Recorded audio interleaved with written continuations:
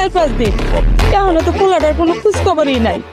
ওর একটু ফোন দিয়ে দাও না, কই আছে, কেমন আছে? আব্বা আসসালামু আলাইকুম। ওয়ালাইকুম আসসালাম। ভালো আছো বাবা? আব্বা তুমি কেমন আছো?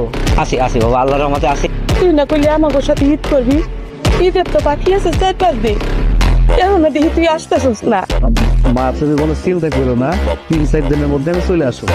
আমি সময় মতো সব কিছু নিয়ে চলে আসবো। হ্যাঁ বাজার আমাকে পাঞ্জাবি শাড়ি কিচ্ছু লাগবো না, শুধু তুই চলে আয়। তুই আসলে আমাকে ঈদ হয়ে যাবে। বলেন একদম চুপ।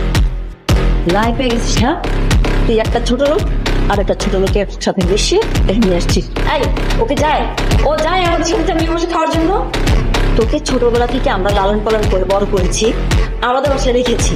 তার মানে এই না যে তুই একটা লাইভে মাথায় উঠে যাবি।